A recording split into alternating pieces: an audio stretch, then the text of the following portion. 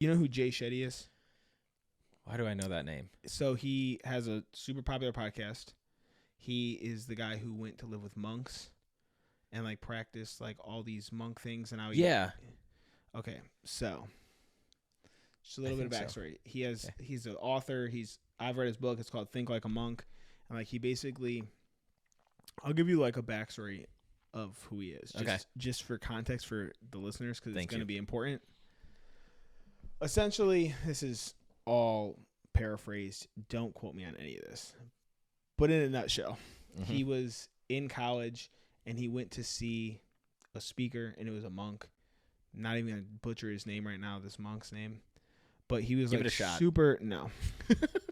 He was super like enlightened at what he was saying to the point where he drops out of school. Or either that or he had just graduated and he was like, I'm not going into this field anymore.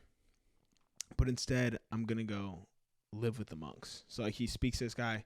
This guy becomes a mentor for him, and he spends 3 years in India learning like the ways of the monks. He's off of everything, like no phone, no connection to the outside world, like barely speaks to family, stuff like that. Like he's just in meditations for hours a day, studying like their way of life, all this stuff. Wow.